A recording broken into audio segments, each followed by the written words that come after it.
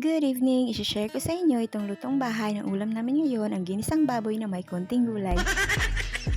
Yes, dahil marami kaming stocks na baboy, ang lulutuin namin ngayon ay baboy.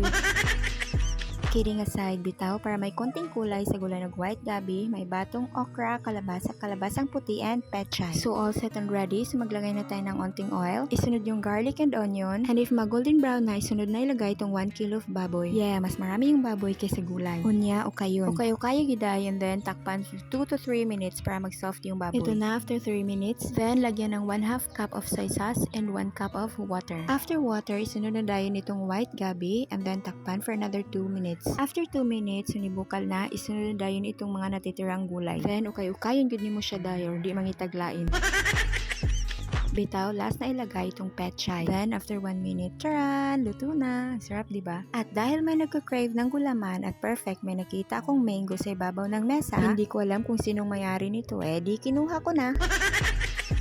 Perfect, ihalo natin sa gulaman nito. Pero in fairness, ang sarap nito ha, ang tamis. Kung sino mang mayari nitong mango, kain ka na lang ng gulaman mamaya. Wala ka na magagawa, ito at ini-slice ko na. Nalagay ko na sa bowl at siniset aside. Set aside?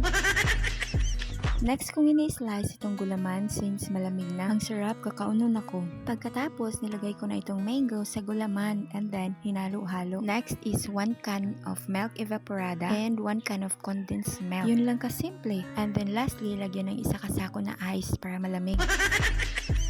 So ito na, tapos na. In fairness, masarap. Tulad ko, charot. Ali, kain tayo? Okay, that's all for today. Thank you and God bless you all. Bye!